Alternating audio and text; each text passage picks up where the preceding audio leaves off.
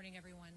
I'm Kristi Noem. I'm the Secretary of the Department of Homeland Security, and we just recently, in the last couple of days, have had one of our own that has been attacked and has been harmed dangerously by violent criminals that have been run loose here in New York City, but also in this country, as a result of sanctuary city policies and the policies of the Biden administration. I just want you all to know that we have our hearts and our prayers going out with our officer and with his family and his friends, and we'll be lifting him up in prayer for his quick recovery and his healing from this terrible tragedy that has befallen him. Listen, our officer was off duty on Saturday evening when him and his friend were attacked.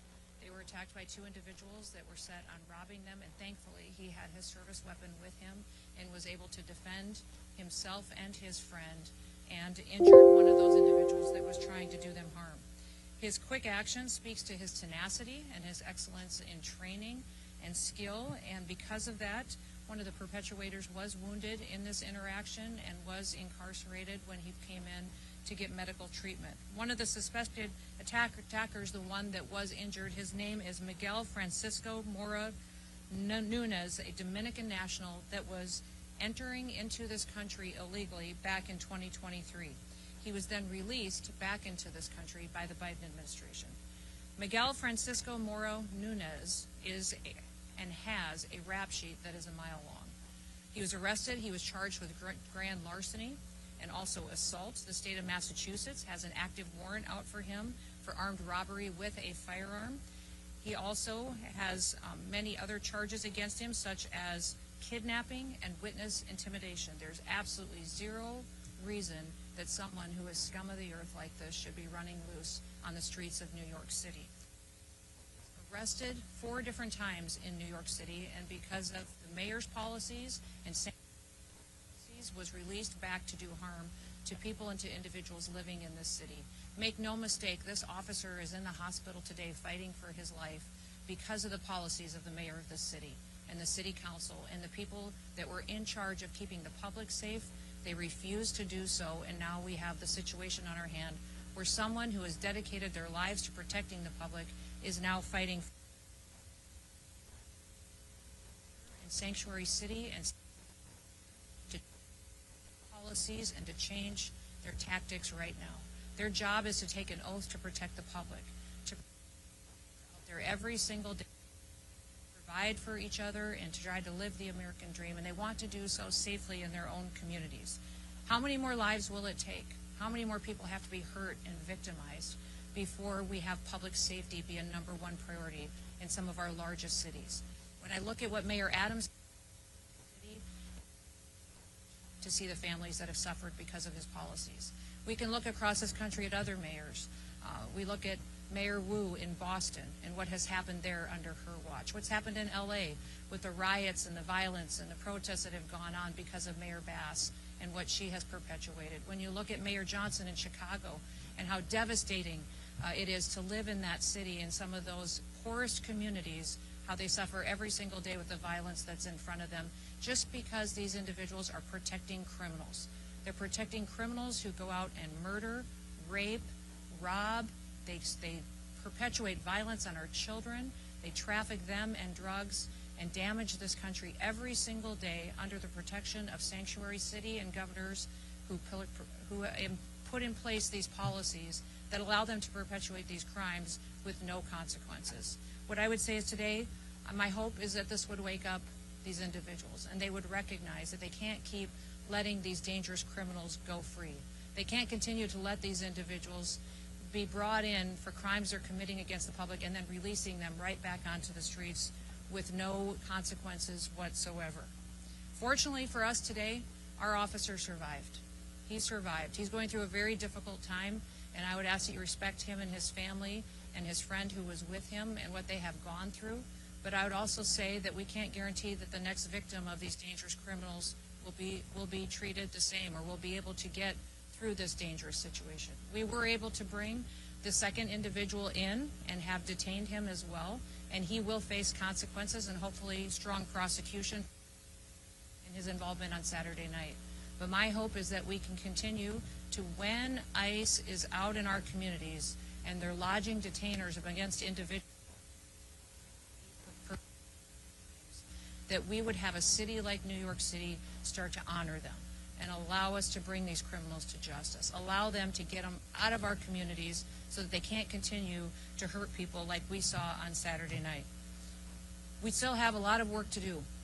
We've seen violence against our officers go up over 830% just in recent days because of the rhetoric out of politicians and the rhetoric out of individuals who are letting this victim against the public. So I would call on everybody today to how in one moment someone's life can change, their whole family can change. And it is happening every day across this country. And this officer and his family, while today they are suffering, they still continue to serve the public and recognize that they want to go back out and make sure that they're doing all that they can to uphold the rule of law in this country.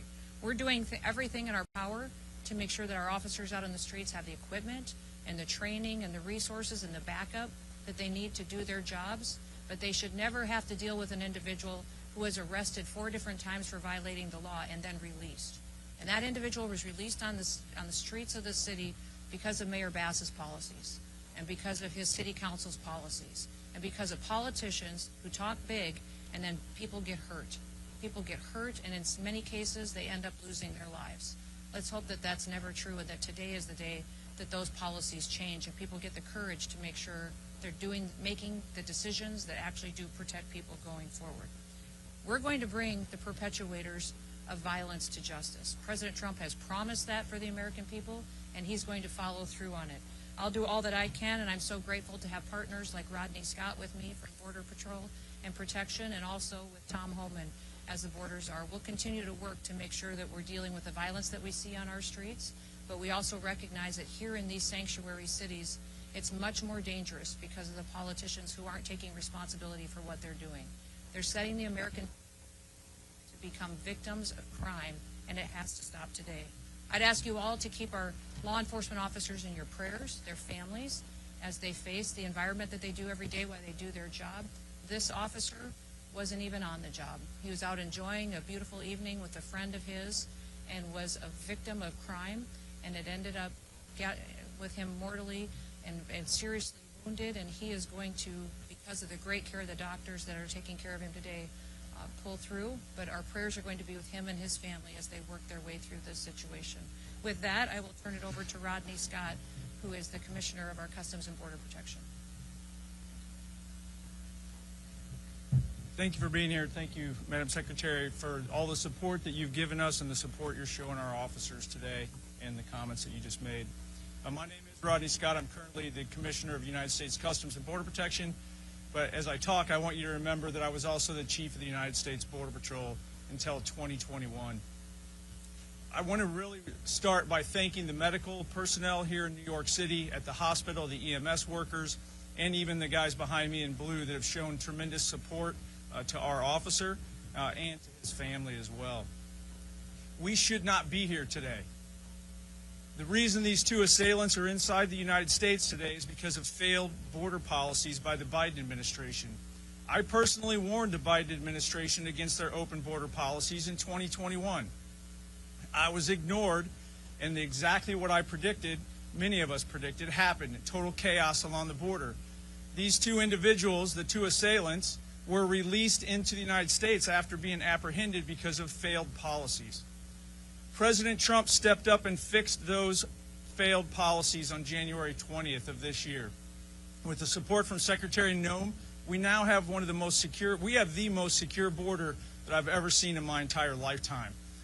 Much of that resolution was by fixing failed policies based on facts and evidence. Sanctuary city policies across this nation, and some of these, and even states in some cases, are failed policies. The facts and evidence are there in front of you. It's time for local leadership and state leadership to step up to the plate like President Trump did, acknowledge crime as crime, acknowledge the fact that there's no global information system where we can vet these people coming into the United States. We do not know who they are, and we have to have border security where we simply know and control who and what enters our country, just like we do our homes. This should not be political. I'm calling on all state and local leaders to step up to the plate, get rid of these sanctuary city laws, and simply enforce the laws on the books. work with your federal agencies so that we can actually root out these criminals from our neighborhoods. Last but not least, I should have said this up front, thoughts and prayers for our officer and his family, and I would ask that you keep them in your thoughts and prayers as well. Thank you for your time, but please remember this. This was 100% preventable. It was caused by bad policy, and it can be fixed with good policy. Thank you.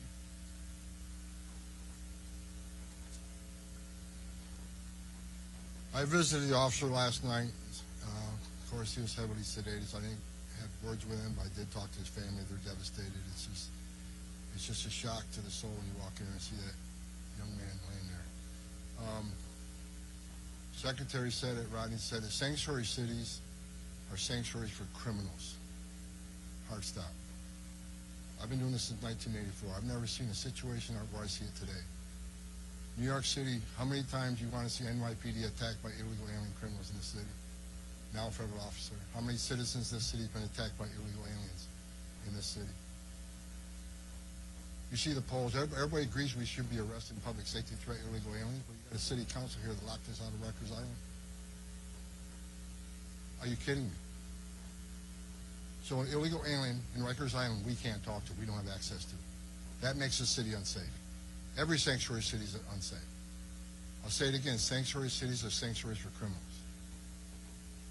And I'm going to work very hard for Secretary Noem to keep President Trump's promise and his commitment several weeks ago that sanctuary cities are now our priority. We're going to flood the zone. You don't want to let us into jail to arrest a bad guy in the safety and security of a jail. You want to release him into the street, which makes it unsafe for the community, makes it unsafe for the officer, makes it unsafe for the alien. Anything can happen on the street arrest. So what we're going to do, we'll have more agents in New York City to look for that bad guy.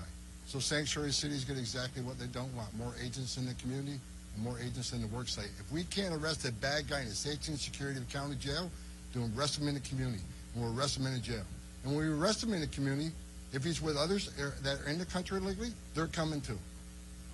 Sanctuary cities are sanctuaries for criminals. President Trump is not going to tolerate it, and I'll work every day with Secretary Noem to make sure we get as many bad guys, illegal aliens out of this country that we can. And I want to say one more thing. I'm sick and tired of reading in the media every day how ICE is not doing what the Trump administration has promised, that we're not arresting criminals, that most of the people we arrest are not criminals. I look at the numbers every day.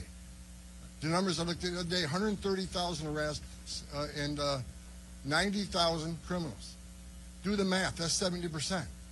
And who are the others? Others are those who have final orders, who had due process at great taxpayer expense. A federal judge ordered them removed, so ICE's job is to remove them. Who are the rest of the people? National security threats.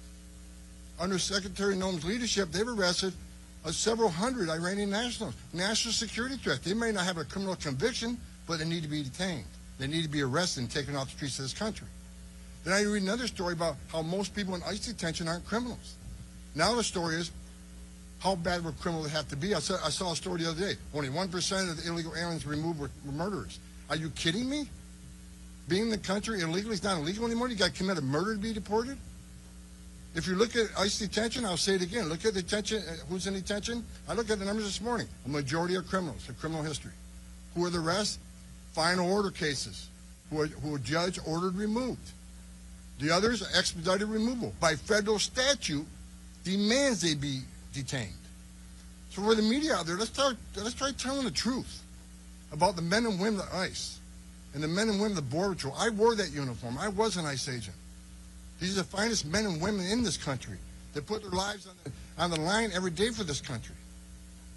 I buried Border Patrol agents. I buried ICE agents. Luckily, thank God, we're not burying one today. Enough. I love the men and women of ICE. I love the men and women of the Border Patrol. They're finally doing the job they took an oath to do, and they got a great leadership of Secretary Noem, who's going to enforce the law without apology. I appreciate your leadership. I think it's all.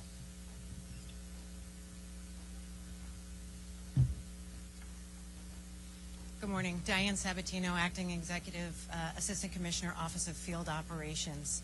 First, I certainly want to express my heartfelt thanks to Secretary Noem, Commissioner Scott, and Border Czar Homan for the incredible support they've demonstrated for the New York Field Office, Office of Field Operations the last couple of days.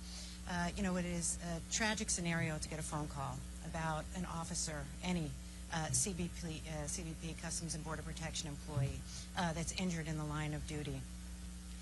It was even more tragic, this individual off duty. You know, they picked the wrong guy in this particular case. Two assailants, you know, just a crime of opportunity.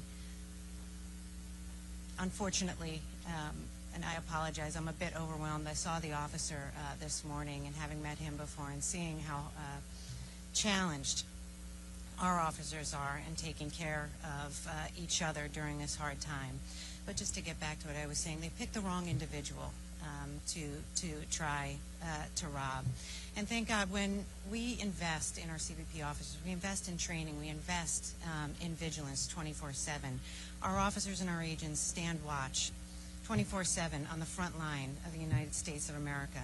And we'll take action, and we'll demonstrate that vigilance and dedication at any opportunity.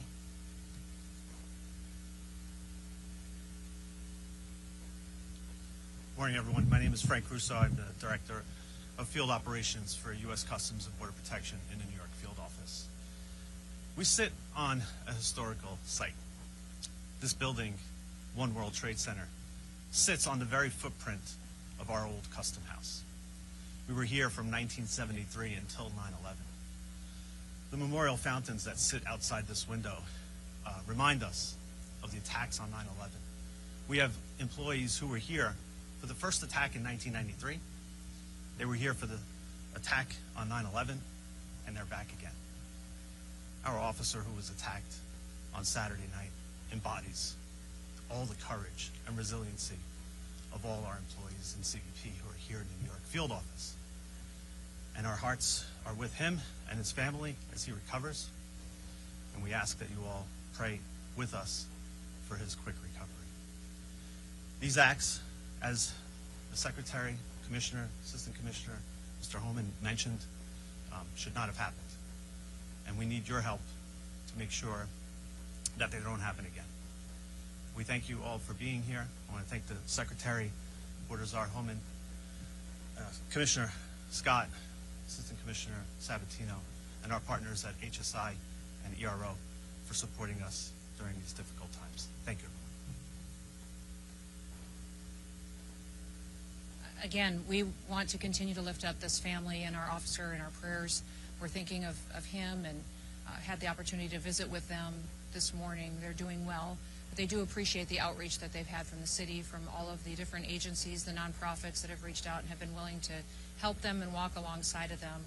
But they also recognize, when I asked them if there was anything that they needed, they said, go after these criminals. One of the things he would have appreciated the most is if you doubled down on these bad guys that perpetuate crimes like these and even use these mopeds to commit their crimes and are well known for using them throughout the city, to go out and to rob poor innocent people who are out enjoying an evening on the town with their family members. So we will continue to take that encouragement to go after criminals in this country, and especially those who have perpetuated acts like this that shouldn't be here and should never have been here.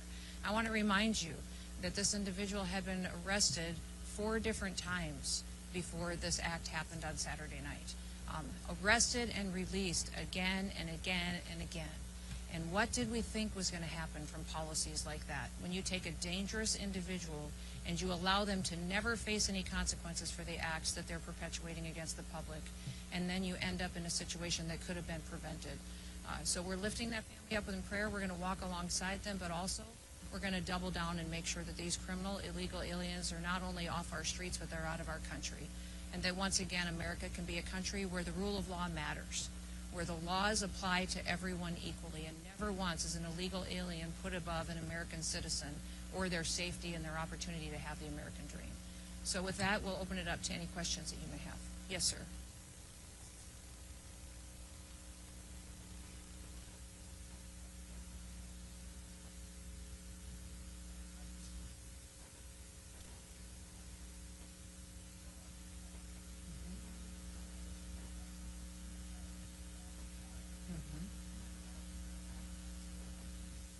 we've already had some retired agents that have indicated they'd like to come back and help. They love the opportunity to come back and work for an agency that's allowed to do its job. Under this administration, President Trump is allowing our ICE and our CBP officers, our law enforcement officers, to do their jobs again, and that's reinvigorating them and their desire to want to be a part of a team where someone's got their backs. What we'll do in a city like this is we'll double down. We'll put more agents here. We'll put more personnel here. We'll give them more equipment, more training for situations where they may have to go into a dangerous neighborhood where local law enforcement won't be there to have their backs. And we'll continue to talk to the public about the truth of what we're doing. The media has lied over and over and over again about what President Trump has given us as direction to do in this country when it comes to criminal illegal aliens. We have prioritized them. They are our targets. We're going to go after those individuals that are perpetuating crimes in our country and remove them and get them out and have them face consequences for what they're doing. So what you will see when you have a mayor like this, a city council like this, that's allowing their people to be victimized, is that we will follow through on our promises. We'll put more people here, more agents, more resources, and we'll have more federal agencies deployed in task force models so that they can go out and do their operations and do them safely. Yes, sir.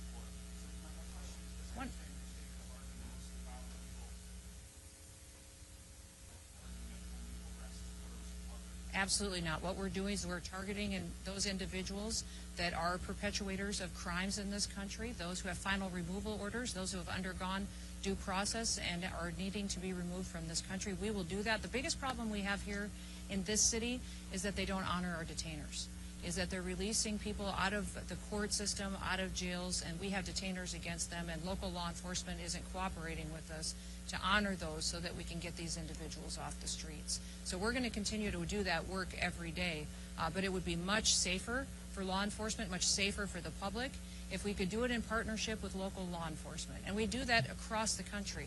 In so many states, we have agreements with city police, with sheriffs, with local law enforcement who partner with us to make sure our officers can be safe while they do this work, and we can clean up communities that are victims of crime. Unfortunately, here in New York City, it's a different situation, because here people play politics and then you have innocent people get hurt, and that shouldn't happen anymore. Yes, ma'am. Yes, ma'am.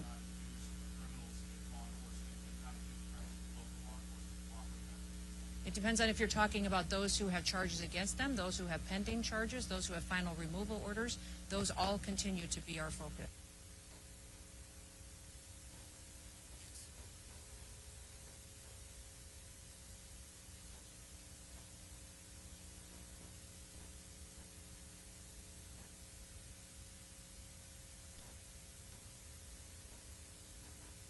If you look at what happened during the Biden administration, which is when he entered this country, was that basically anyone who crossed the border was granted an asylum and given a notice to appear in court, and he never did. Never showed up, of course, which was happened with millions of individuals who came into our country. And that's the task that we now have under the Trump administration, is cleaning up the ramifications of that invasion of our country.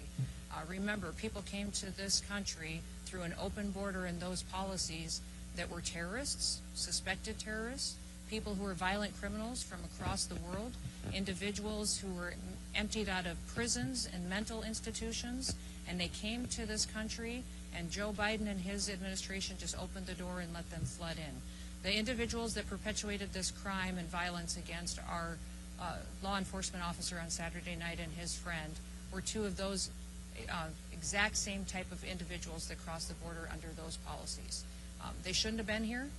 They had been arrested in the past and released again. I'm thankful we have a president now who's not going to allow that to happen anymore. Yes, sir. He's an illegal in this country as well. And so he has been brought in. Excuse me? He was detained earlier today and was brought in. It's a case that we will continue to work, but he was a part of this robbery on Saturday night, and hopefully he will face full consequences for being a part of that. He did. They both entered under. For the work of our HSI individuals who were able to go out there and partner with other agencies to bring him in this morning. Yes, sir.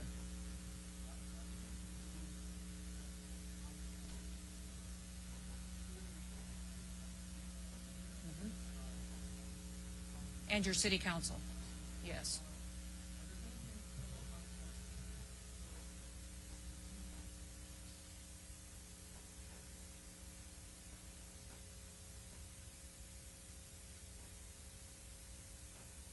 I just want them to know that we will use every tool at our disposal that we have the authority to under the federal government to bring safety to the people of New York City and to other sanctuary cities across this country.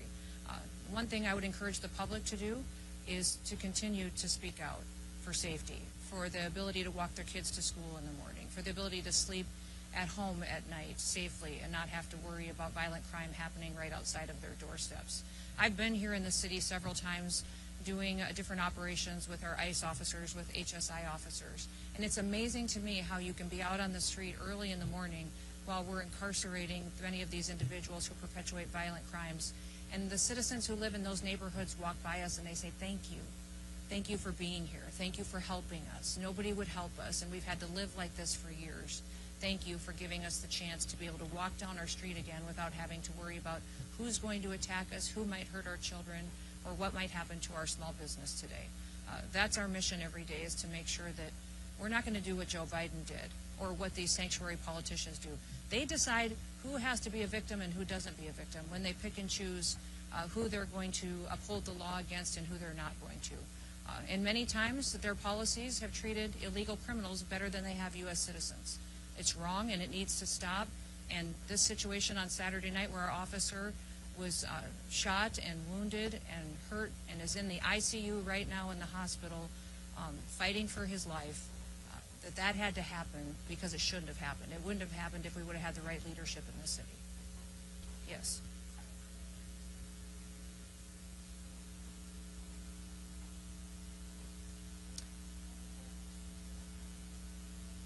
I can't speak directly if there was an ICE detainer out against this individual right at this time, but he had been arrested 4 different times, had several charges against him. If you remember, I spoke about his charges in Massachusetts as well for kidnapping. He had charges against him for larceny. This individual should have been deported and never been in this country, and that is one of the individuals that should have been prosecuted for his crimes, and then he would have been on our radar and we would have been able to remove him. And if I could, there was a detainer, but the issue, as the Secretary said, he was arrested at least 3 or 4 times by NYPD. Well, they're not allowed to work with ICE on your sanctuary city policies. That's what the Secretary's getting to. Cops should be working with the cops. This should be a nonpartisan issue. Cops working with the cops keep New York safe. We're not asking them to be immigration officers. We're asking them to help us remove public safety threat aliens from this country. But NYPD is not allowed to do that. That's exactly what happened in this case.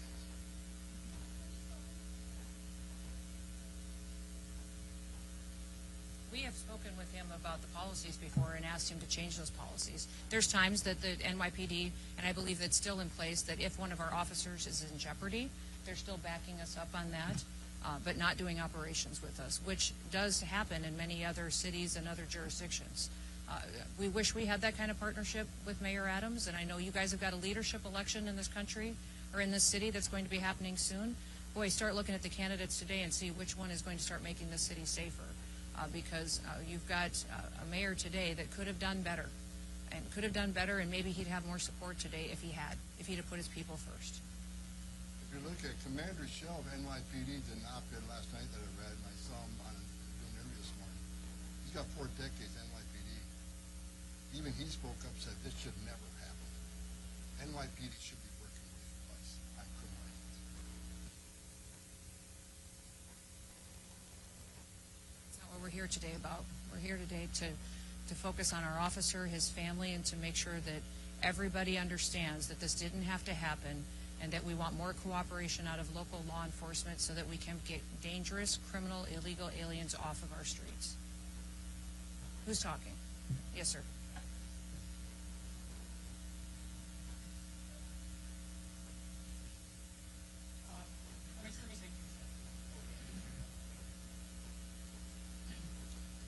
I want to say two things. First, the last 36 hours, I've watched the people who work under all of you work tirelessly to bring this case. We are expecting to bring federal charges. The thing that I want to say is the commitment all of our partners to end gun violence in New York is as strong as it ever has been, and we are going to do that. I have one more question. Look at that. All right, we won't. Thank you all. And then please keep our officer and his family in your prayers. Have a good day.